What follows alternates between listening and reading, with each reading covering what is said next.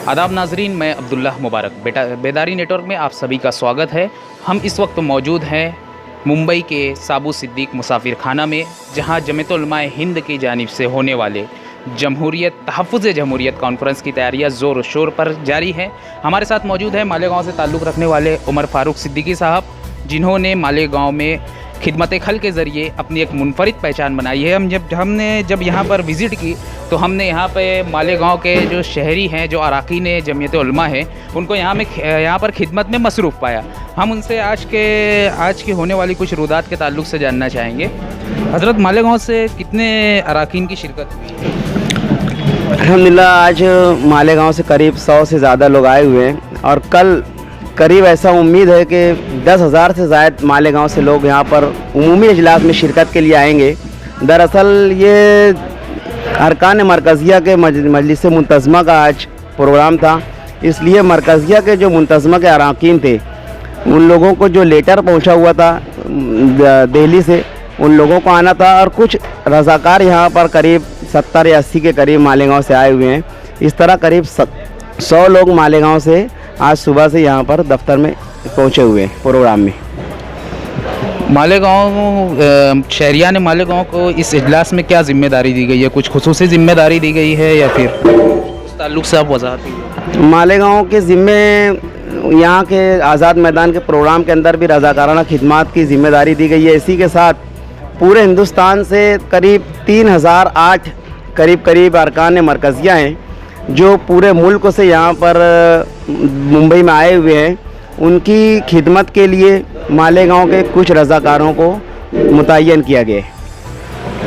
नाज़रीन, आप देख सकते हैं हम मुसलसल कवर कर रहे हैं जो मुंबई में प्रोटेस्ट हो रहे हैं CAA, NPR और NRC के विरोध में। आज तक ये प्रोटेस्ट की जो डोर है, बागडोर है, वो ख़वातीन की क़यादत में जारी थी और उन सभी चीज़ों को देखते हुए आज जो मुल्क के कायदीन हैं, अमायदीन हैं, वो भी बेदार हो चुके हैं। और जमीयत उलमा का जो इजलास मुंतज़मा का जो मजलिस थी, उसी के तवस्सुस से जमीयत उलमा हिंद ने तहफ़्फ़ुज़ जमहूरियत कॉन्फ्रेंस कल आज़ाद मैदान में रखी है, जो बहुत बड़े पैमाने पर होने वाली है। और हमें उम्मीद है कि एक बार फिर आज़ाद मैदान अपनी तंग दामनी का शिकवा करेगा। हम जानना चाहेंगे मालेगांव से तशरीफ़ लाए मोहम्मद मक्की साहब से।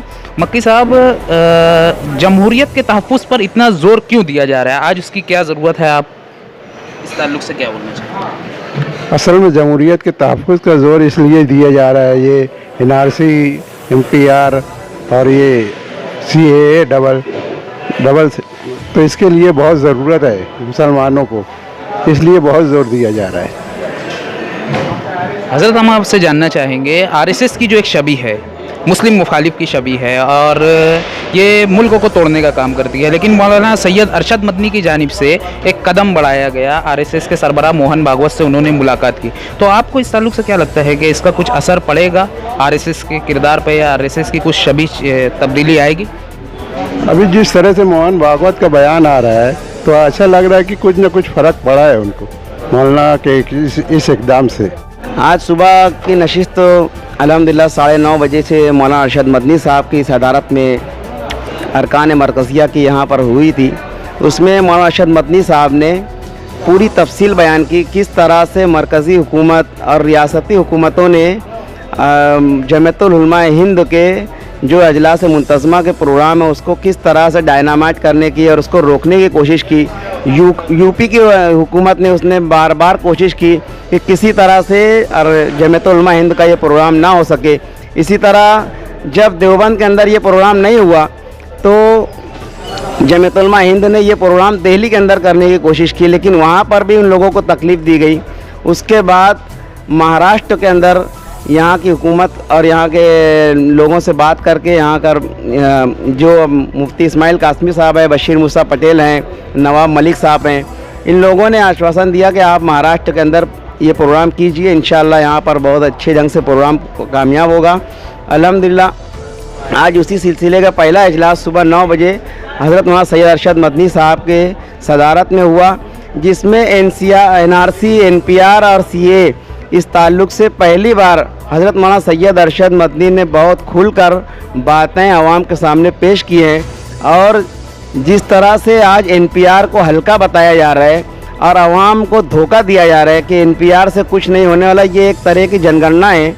उस ताल्लुक़ से मौलाना अरशद मदनी साहब ने बहुत खुलकर इस बात की वजाहत की कि एनपीआर ये सीएए से ज़्यादा ख़तरनाक चीज़ है। इसके अंदर अगर एक दफ़ा किसी को यानी मार्क कर दिया गया तो उसके उस मार्क को धोने के लिए उसको बहुत ज़्यादा तकलीफ़ होगी। और एनआरसी, एनपीआर और सीएए इस ताल्लुक़ से जमीयत उलमा हिंद का क्या अगला कदम होगा, उसका पूरी तफसील कल के उमूमी इजलास में इंशाअल्लाह आज़ाद मैदान के प्रोग्राम में हज़रत मौलाना सैयद अरशद मदनी साहब देंगे। और आज पूरे मुल्क की नज़रें हज़रत मौलाना सैयद अरशद मदनी साहब के ऐलान के ऊपर नज़रें टिकी हुई हैं कि हज़रत क्या ऐलान करते हैं। उस ताल्लुक़ से पूरे मुल्क में जमीयत उलमा जो एक फ़ाल और मुस्तहकम तंजीम है, वह हज़रत के हुक्म के बाद पूरे मुल्क में इसके ख़िलाफ़ यानी मुस्तहकम आवाज़ उठाई जाएगी और जैसा हज़रत का हुक्म होगा उसके मुताबिक इंशाअल्लाह पूरे मुल्क में लहर कायम की जाएगी इंशाअल्लाह।